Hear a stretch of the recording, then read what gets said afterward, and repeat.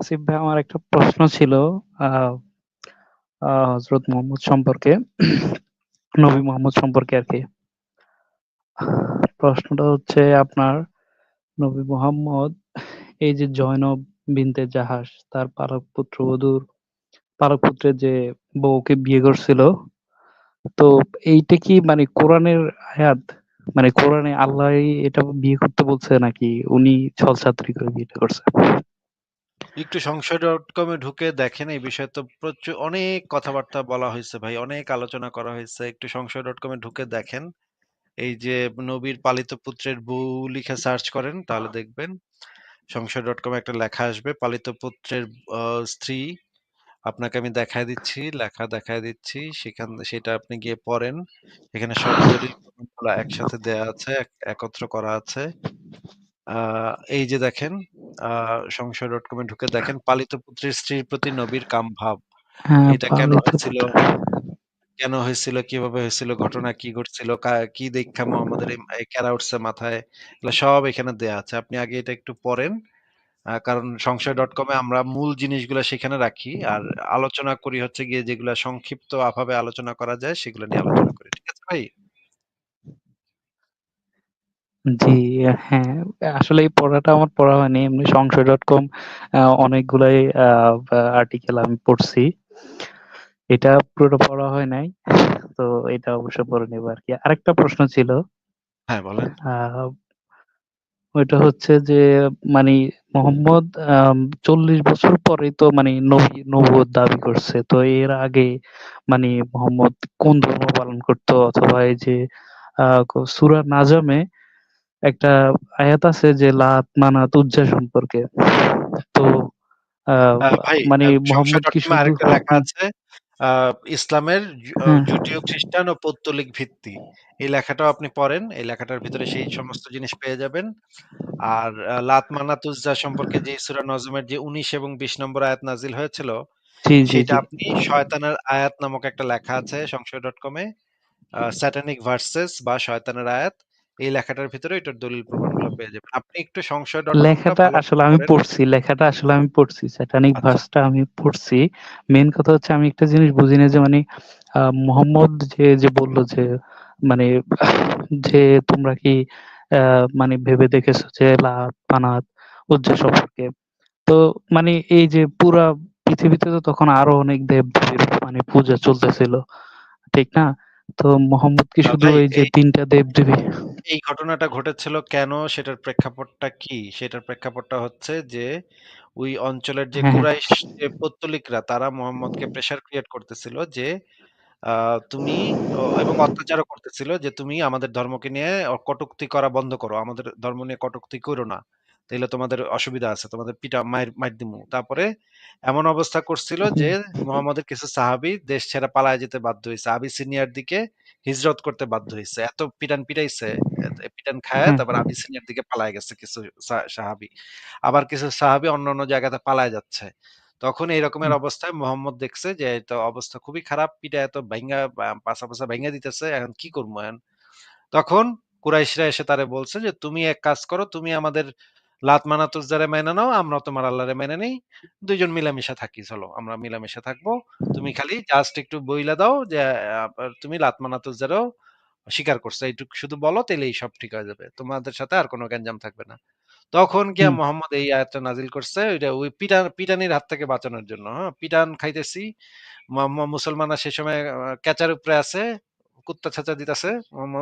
মানে ওই এদেরকে ধইরা, ধইরা এক এক করে এখন কুত্তা ছ্যাঁচা থেকে বাঁচানোর জন্য এই আয়াত নাজিল হইছে। আয়াত নাজিল হওয়ার পরে গিয়া আবার মোহাম্মদ কয়দিন পরে আবার কয়, আ কয়দিন পরে গিয়া সে টের পাইছে যে এই তো গেল, তো সমস্যা হয়ে গেল। এখন তো আর ইহুদিরা তো তারে আর সাপোর্ট দিব না। হুম? এই হুম, যে আকামটা যে করলাম, এই আকাম যে লাত মানাত উজ্জারে যে মেনে নিলাম, এখন তো ইহুদিরা আর সাপোর্ট দিব না। সে তো ধান্দায় আছিল ইহুদিদের সাপোর্টটা পাইবো। ইহুদিরা সেই অঞ্চলের অত্যন্ত ধনী এবং অত্যন্ত সম্ভ্রান্ত গুরুত্বপূর্ণ একটা ছিল ইহুদিরা। এখন তো মানে লাত-মানাতুস যারে মানার পরে তখন তো দেখতেছি ইহুদিরা টিটকারি মারতেছে, ইহুদিরা ফাইজলামি করতেছে ওরা নিয়ে, তুই তো লাত-মানাতুস যারে মেনে নিছস, তুই তো আর ইহুদি ধর্মের নবী, তুই তো আর থাকলি না। তুই তো আর হইতে পারলি না ইহুদি ইহুদি ধর্মের যে নবী, যে আব্রাহামিক ধর্মের যে নবী, সেখান থেকে বিচ্যুত হয়ে গেলি। এইটার পরে মুসলিমরা বলছে যে না, আমি এটা মানে শয়তানে ঢুকাই দিছিল আমার ভিতরে, আমি এটা আসলে কই নাই, এটা মানে শয়তান ঢুকাই দিছে আমার ভিতরে, আমি ভাই এটা কই নাই ভাই, এটা শয়তানে আমারে দেয়া চক্রান্ত করে আমারে দেয়া আমার মুখ দিয়ে বলায় নিছে, এই ভুংবাং দিয়া তখন সেইটারে ঢাকা দিচ্ছে। হ্যাঁ, আপনি একটু এই আয়াত, এই লেখাটাই পড়েন, শয়তানের আয়াত লেখাটাই পড়েন, ওটার ভিতরে এই প্রেক্ষাপটটা দেয়া আছে।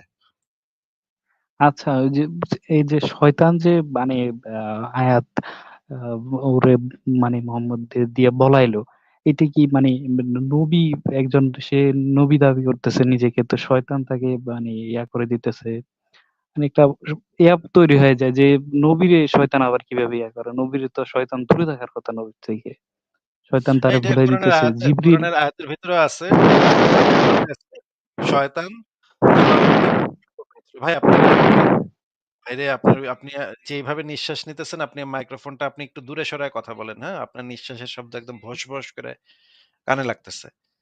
আ এই যেই জিনিসটা, ওই জিনিসটাও এই লেখাটার ভিতরে পাবেন আপনি, যে শয়তান তার ভিতরে ঢুকাই দিছিল। এবং এইটা নাকি অন্য নবীদের ক্ষেত্রে হইছিল।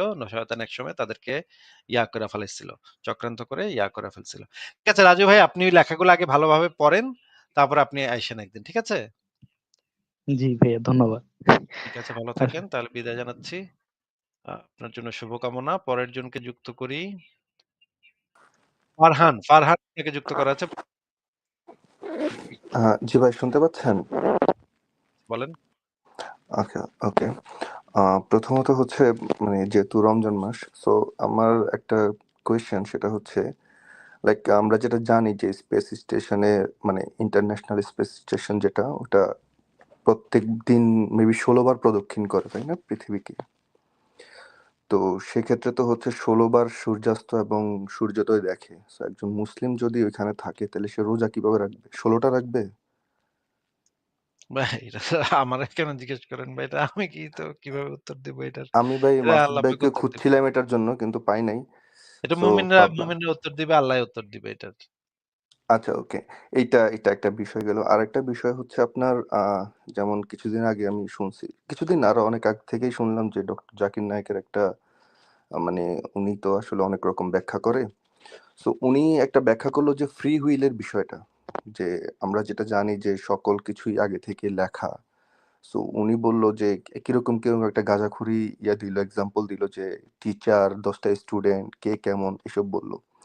সো এখানে আসলে একটা প্রশ্ন, সেটা হচ্ছে সূরা কামারের 53 নম্বর আয়াত, যেখানে হচ্ছে আপনার আল্লাহ কোরআনে বলতেছে, আছে ক্ষুদ্র ও বৃহৎ সবকিছুই লিপিবদ্ধ, যেটার আবার অর্থ দাঁড়ায় এরকম যে সৃষ্টির সমস্ত আমল এবং কথা ও কাজ লিপিবদ্ধ আছে, তাতে তা ছোট হোক বা বড়, তুচ্ছ হোক অথবা আচ্ছা, সুউচ্চ। আচ্ছা, জি, আমরা তাহলে জাকির নায়েকের ওই বক্তব্যটা আগে একটু শুনে নেই। কি বলতেছে জাকির নায়েক, এবং আসলে সঠিক ইয়াটা কি সেটাও আমরা একটু দেখে নিই আগে। তারপর আপনি পরের অংশটুকু বলেন। আমরা আগে ওকে একটু ভাই, দেখি ওকে। জাকির নায়েক কি বলে। মুমিন ভার্সেস মুমিন।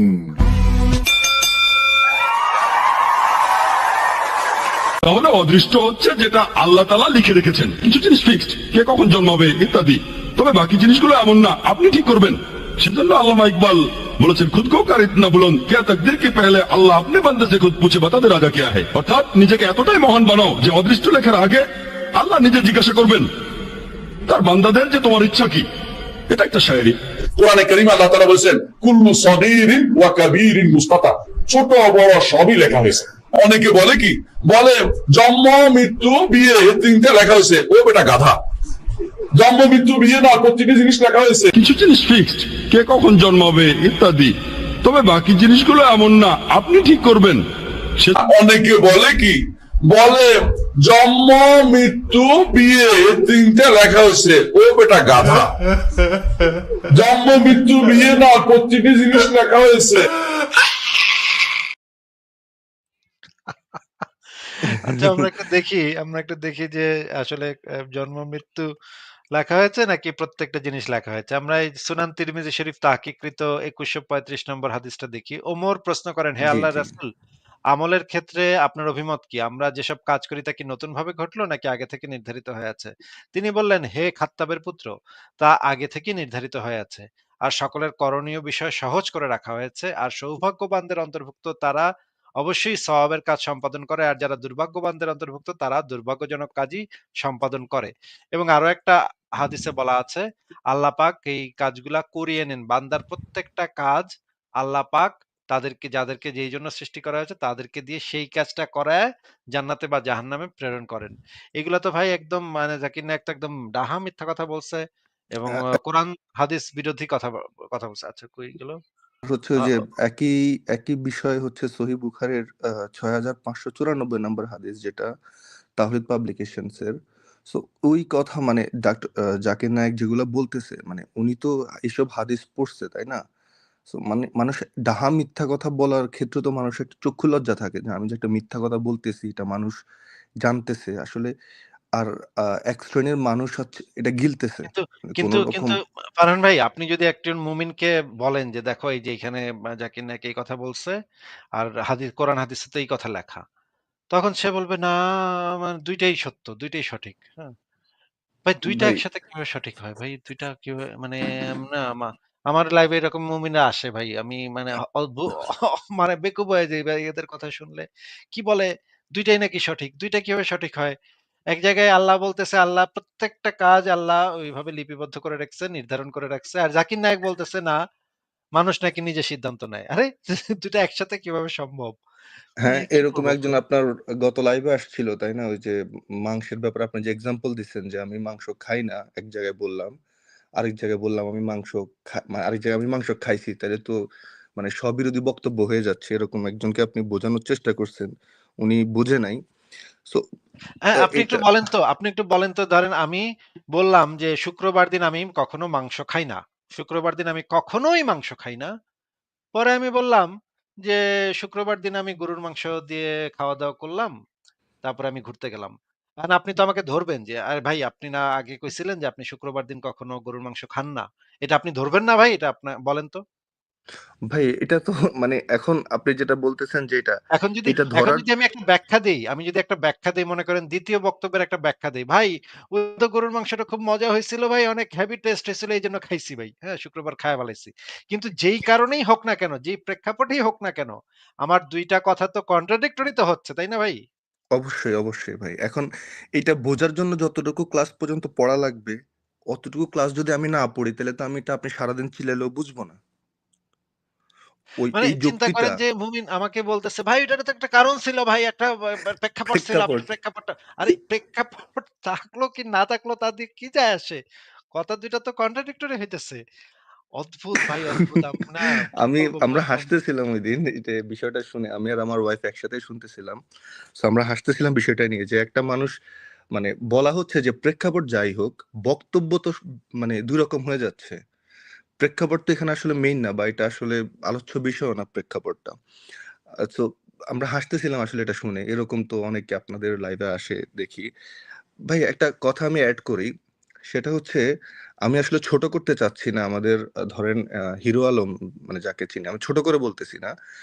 আচ্ছা, হিরো আলম যদি একটা ইংরেজি সাহিত্য লেখে, এই যে হিরো আলম একটা ইংরেজি সাহিত্য লিখছে, আমরা হিরো আলমকে প্রাধান্য দিচ্ছি। সো এই যে হিরো আলম লিখছে তার মানে ইংরেজি সাহিত্যটা ব্যাখ্যা করার জন্য ১০ জন লোক লাগবে। কারণ তার ইংরেজি সে আসলে কি লিখবে সেটা তো আসলে কেউ বুঝবে না। কারণ সে যেহেতু ইংরেজি ভালো জানে না। তো সে যদি একটা সাহিত্য লেখে, এটা তো ব্যাখ্যা করতে ১০ জন লাগবে। কোরআনটা কি সিমিলার? হ্যাঁ, কোরআনটা অনেকখানি সিমিলার। কারণ হচ্ছে গিয়ে কোরআনের ভিতরে অনেক ধরনের জগা, খিচুড়ি, উল্টা-পাল্টা এদিক-সেদিক করা আছে, হ্যাঁ? পরবর্তীতে যে কাজটা করা হয়েছে, কোরআনের উপর ভিত্তি করে আরবি ভাষার নতুন ব্যাকরণ তৈরি করা হয়েছে, হ্যাঁ? এবং কোরআনের উপর ভিত্তি করে বিভিন্ন রুলস অ্যান্ড রেগুলেশনস তৈরি করা হয়েছে। কোরআনটাকে ঠিক রাখার জন্য। কারণ আরবদের তখন তো একটাই আ মানে গর্বের বিষয় ছিল যে এই যে মানে আমাদের একটা নবী আইছিল, নবী কোরআন দিয়া গেছে। এটাই এছাড়া তো আরবদের আর কোন তো কোন দিকে কোন ধরেন বিজ্ঞানের জগতে, দর্শনের জগতে আ বিভিন্ন ক্ষেত্রে বিভিন্ন মানে সিভিলাইজেশন গুরুত্বপূর্ণ ভূমিকা পালন করেছে, তাই না? জি, যেমন ধরেন ফিলোসফিতে গ্রিক সিভিলাইজেশন, আ ইন্ডিয়ান সিভিলাইজেশন গুরুত্বপূর্ণ ভূমিকা ছিল। এমনকি চাইনিজ সিভিলাইজেশনেরও গুরুত্বপূর্ণ ভূমিকা ছিল। জি। সায়েন্সে অন্যান্য সিভিলাইজেশন গুলার গুরুত্ব ছিল। অস্ত্র-শস্ত্র তৈরিতে পার্সিয়ান সিভিলাইজেশনের গুরুত্ব ছিল। কিন্তু আরবদের তো এই যে সৌদি আরবের যে আরবগুলা, ওগুলার তো সারা জীবন ওই যে এ মা অন্যের বউরে তুইলা আইনা রেপ করা আর হচ্ছে গিয়ে ডাকাতি করা। এইগুলা ছাড়া এই বেদুইন জাতির তো আর কোন মানে জীবনে আর কোন সাফল্য নাই। এদের গর্ব করার মতো তো আর কিছু নাই। এখন গর্ব করার মতো পাইছে ওই একটা জিনিস যে ভাই আমাগো একটা নবী আইছিল, তারা একটা কোরআন দিছে। এটার ভিতরে একটা আল্লাহর কথা লেখা আছে। এখন এই কারণে তারা যেটা করছে এটার উপর ভিত্তি করে পুরা ব্যাকরণ তৈরি করে ফেলছে। হ্যাঁ? এখন মানে সেই এটাকে কেন্দ্র করে, এটাই মেইন কেন্দ্র। মেইন এটাকে কেন্দ্র বৈধতা দেওয়ার জন্য যা করা দরকার। যা করা দরকার সব করছে। এখন দেখেন কোরআনের ভিতরে অসংখ্য ভুল। কোরআনের ভিতরে অসংখ্য ভুলভাল কথাবার্তা বলা। যেমন ধরেন আমি আপনাকে কয়েকটা উদাহরণ দেখাই। যে এই জিনিসগুলা দেখলে যেকোনো সেন্সিবল মানুষ বুঝবে যে এগুলা তো ভাই এটা কেমন কথা? এটা কিভাবে হইতে পারে? এটা তো হওয়া সম্ভব না। যেমন ধরেন এই যে দেখেন সূরা নম্বর ৬ ৯৯ নম্বর আয়াত। তিনি আকাশ থেকে পানি বর্ষণ করেছেন, অতঃপর আমি এর দ্বারা সর্বপ্রকার উদ্ভিদ উৎপন্ন করেছি। অতঃপর আমি এ থেকে সবুজ ফসল নির্গত করি, যা থেকে যুগ্ম বীজ উৎপন্ন করি। এখন তাইলে ভাই তিনি কে আর আমি কে বলেন তো ফারহান ভাই? আ তিনি আর আমি, মানে এটা তো আসলে মানে একবার তিনি আকাশ থেকে পানি বর্ষণ করেছেন, অতঃপর আমি এর দ্বারা সর্বপ্রকার উদ্ভিদ উৎপন্ন করেছি। তিনি আমি তো একজনই ভাই এখানে। তাহলে তো এটা একজন কিভাবে হয়? তিনি আমি এটা একজন কিভাবে হয়? মানে যেহেতু এটা বলা হচ্ছে যে আ মানে আমি যদি লাইক আপনার কোনো একটা বক্তব্য যদি আমি সার্ভ করি, তাইলে আমি এখানে আ মানে আমি তো এখানে আর কেউ না, তাই না? আমি আপনার বক্তব্য সার্ভ করেছি। তার মানে হচ্ছে তিনি আকাশ থেকে পানি বর্ষণ করেছেন। আ অতঃপর আমি এর দ্বারা মানে এটা কনফিউজিং, আমি আসলে বুঝতেছি না। আচ্ছা আমি তাহলে একটা করি, আমি একটা উদাহরণ তৈরি করি। আ জি, আ এই যে এইটার মতোই সিমিলার একটা উদাহরণ তৈরি করি। দেখেন, উদাহরণটা দেখেন। উদাহরণটা আমি লিখে রাখছি। আমি এখান থেকে দেখাচ্ছি। পরে আমরা আবার কোরআনের আয়াতে ফেরত আসবো। আগে এই উদাহরণটা জি, দেখে তারপরে আমরা আবার কোরআনের আয়াতে ফেরত আসবো। মনে করেন আমি বললাম, আচ্ছা এইটা হচ্ছে আমার লিখিত সেন্টেন্স, হ্যাঁ? জি। আ আ আমার লিখিত একটা প্যারা, আ সেন্টেন্স না প্যারা। এই প্যারাতে আমি বললাম যে, আমি শুক্রবার সকালবেলা একা বাজারে গেলাম। অনেকক্ষণ বাজার ঘুরে তারপর তিনি একটি বড় রুই মাছ কিনলাম। এরপরে আমি শাকসবজির দোকানের দিকে এগুলেন।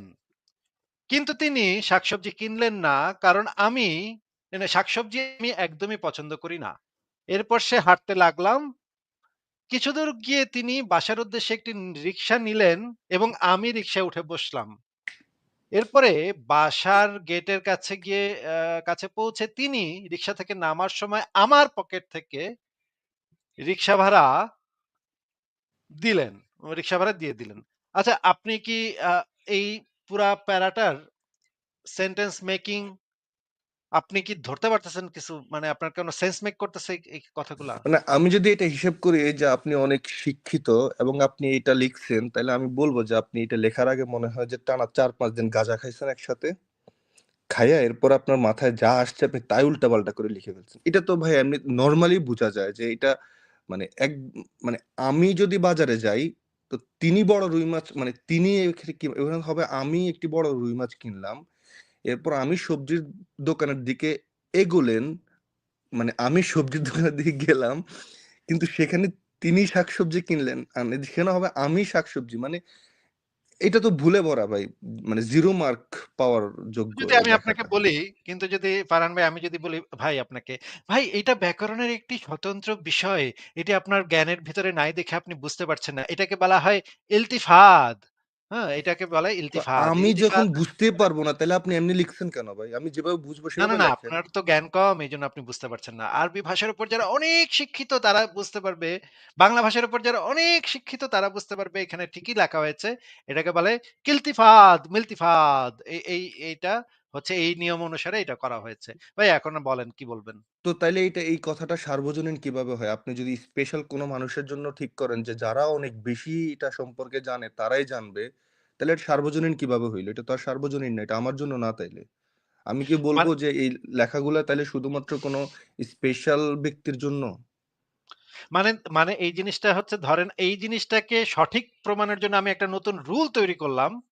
ব্যাকরণের একটা নতুন নিয়ম তৈরি করলাম যে এটার আমি নাম দিলাম ইলতিফাত বা কিলতিফাত বা সিলতিফাত। হ্যাঁ? আ জি। এই রকমের একটা নাম দিয়ে বললাম যে এটা ঠিকই আছে। হ্যাঁ? এখানে যা লেখা আছে ঠিকই আছে, এটা হইতেই পারে। আমি শুক্রবার একা, একা বাজারে গেলাম। অনেকক্ষণ বাজারে ঘুরে এরপর একটি বড় রুই মাছ কিনলাম। তিনি একটি বড় রুই মাছ কিনলাম।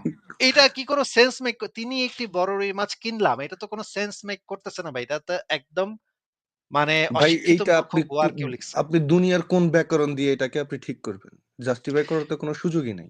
কোনো সুযোগ নাই, কোনো সুযোগ নাই। এখন আপনি দেখেন যতক্ষণ না আপনাকে পর্যন্ত আপনি এই শব্দ পরিবর্তন না করবেন, তিনির হুম, জায়গায় আমি না করবেন, ততক্ষণ পর্যন্ত হচ্ছে না এটা। হচ্ছে না। এখন আমরা দেখি যে সূরা জারিয়াতের ৪৬ থেকে ৫১ নম্বর আয়াত পড়ি আমরা। আর ইতিপূর্বে নূহের কওমকে আমি ধ্বংস করে দিয়েছিলাম। নিশ্চয়ই তারা ছিল ফাসেক কওম। আর আমি হাতসমূহ দ্বারা আকাশ নির্মাণ করেছি। নিশ্চয়ই আমি শক্তিশালী। আর আমি জমিনকে বিছিয়ে দিয়েছি। আমি কতই না সুন্দর বিছানা প্রস্তুতকারী। আর প্রত্যেক বস্তু থেকে আমি জোড়ায়, জোড়ায় সৃষ্টি করেছি। আশা করা যায় তোমরা উপদেশ গ্রহণ করবে। অতএব তোমরা আল্লাহর দিকে ধাবিত হও। আমি তো তার পক্ষ থেকে তোমাদের জন্য এক স্পষ্ট সতর্ককারী। এই কি হইলো? কি হইলো? এই যে এখানে হচ্ছে ৫০ নাম্বার আয়াতে হচ্ছে এখানে ঝামেলা। আমি প্যাচ তার লেগে পক্ষ গেল থেকে, নাকি? আল্লাহর আবার পক্ষ আসে কিভাবে? আল্লাহ আবার কার পক্ষ থেকে স্পষ্ট সতর্ককারী? এখানে তো এতক্ষণ আমি করতেছিল, এটা তো হ্যাঁ, অমুক বানাইছি, তমুক বানাইছি। এটা তো আল্লাহর কথা, তাই না? বক্তব্য ৪৬ পুরোপুরি থেকে আল্লাহর। ৪৯ ঠিক আছে। কিন্তু ৫০ এ এসে আবার আমি তার পক্ষের হয়ে গেলাম। মানে এইটা তাইলে হচ্ছে আল্লাহর আয়াত না। এটা তো ক্লিয়ার। এই কথা ২ টা তো কিছুতেই আল্লাহর কথা হইতে পারে না। এই কথাটা মুহাম্মদের কথা হইতে পারে। মুহাম্মদ তার আল্লাহর পক্ষ থেকে, কিন্তু এখানে তো সেন্টেন্স মেকিং এই তো গন্ডগোল দেখা যাচ্ছে। একই প্যারার ভিতরে এত বড় গন্ডগোল। এটা এই গন্ডগোল, এই গোঁজামিল, কি গোঁজামিল দিয়ে এটারে মানে সামাল দেয়ান যায়? আর মুমিনরা নানা জিনিসপত্র এদিক সেদিক কইরা কি করতেছে। দেখেন আরেকটা আয়াত দেখি আমরা। অতঃপর সবিস্তরে ব্যাখ্যাকৃত মহাজ্ঞানী সর্বজ্ঞের নিকট হতে। আ এটি এমন একটি গ্রন্থ। অতঃপর বিশদভাবে বর্ণনা করেছি। আ না, এটা না, দাঁড়ান। আ এখানে দেখেন আল্লাহ পাক বলতেছে সম্ভবত। হুম?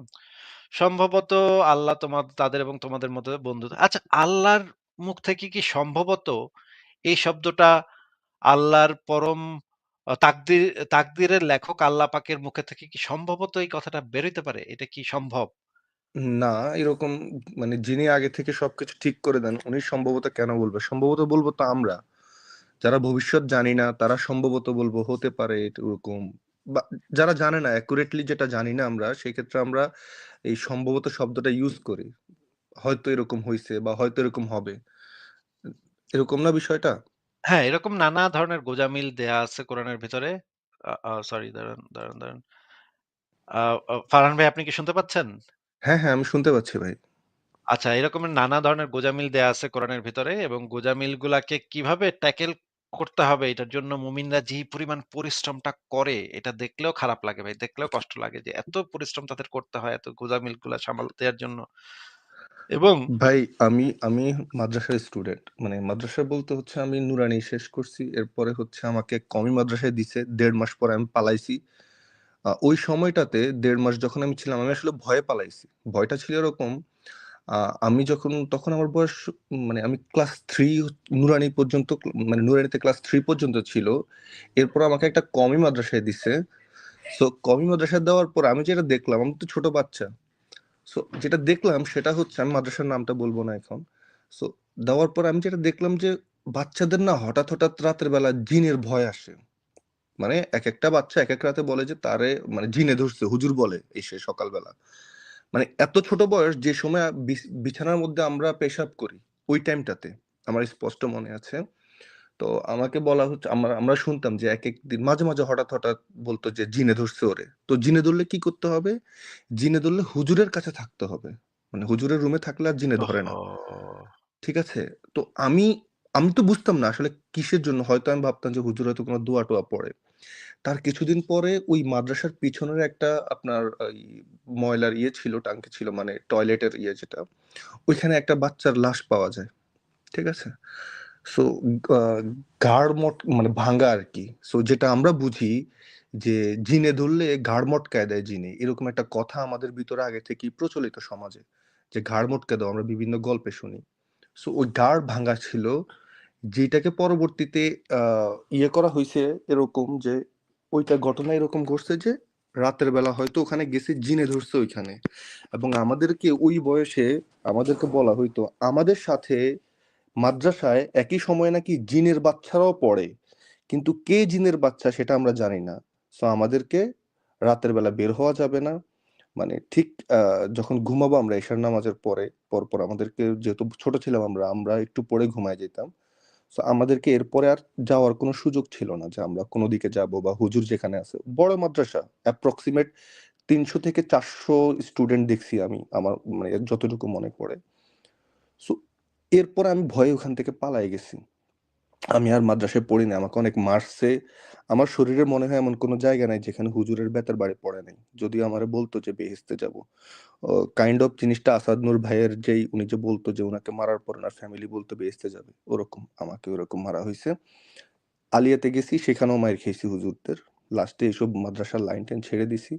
বাট তারপরেও আমি কিন্তু ধার্মিক ছিলাম, খুবই খুবই ভালো ধার্মিক ছিলাম আমি, খুব ভালোভাবে কোরআন হাদিস মোটামুটি পড়ছি, অনেকটুকু ইসলামের ইতিহাস সম্পর্কে অনেক কিছুই জানি। আহ বিশ্বাস মানে ওই শত বছরের বিশ্বাস আসলে ভেঙে আহ, মানে ওই বিশ্বাস থেকে সরে আসা, এটা আসলে অনেক কঠিন, এটা আপনিও ভালো বুঝবেন। কারণ যারা বিশ্বাসী তাদের জন্য তো সহজ বিশ্বাসী হওয়া, বাট অবিশ্বাসী হওয়া অনেক কঠিন, এটা আমি জানি। তো এই মাদ্রাসায় যখন আমি পড়তাম, মানে আমার বাবা যে, উনিও একটু, মানে একটু না, উনি ভালোই মৌলবী ছিল, তাবলিগ জামাত এসব করতো। সো এক হুজুর ছিল, উনি আমাদেরকে সকলকে বলতো যে আমার ভাই বোন, আমরা চার চার ভাই বোন, আমাদেরকে সবাইকে মাদ্রাসায় পড়াইছে, বাট হুজুরের 3 ছেলে মেয়ে কেউই মাদ্রাসায় পড়ে নাই, সবাই স্কুল কলেজে। ওই হুজুরের কথা মতো আমাদের পুরো ফ্যামিলি চলতো অনেকটা, মানে এরকম হুজুর বুঝতে পেরেছি ইয়ে ভাই। করতো। এরকম ঘটনা অনেক অসংখ্য আছে। অসংখ্য ঘটনা আমরা শুনেছি, অসংখ্য ঘটনা আমরা জানি। খুবই দুঃখজনক এই সমস্ত ঘটনা। কি বলবো, এগুলো নিয়ে তো আসলে কিছু বলার নেই। ফারহান ভাই, আপনার কি আর কোনো আলোচনা আছে? আর কোনো আলোচনা বলতে, আপনি যদি টাইম দেন সেক্ষেত্রে হয়তো আমি আরেকটা কথা বলতে পারি। আমরা তো আহ একটু মুমিনদেরকে যুক্ত করতাম, কারণ মুমিনরা অনেক জমা হয়ে গেছে। আপনি তাহলে মাঝে মাঝে আসেন, তাহলে একটু জি একটু ভাই, করে বলেন। ওকে ওকে ভাই, ওকে, ঠিক আছে ঠিক ভাই, আছে থ্যাংক ইউ। ফারহান ভাই, ভালো থাকেন, তাহলে বিদায় জানাই আজকে।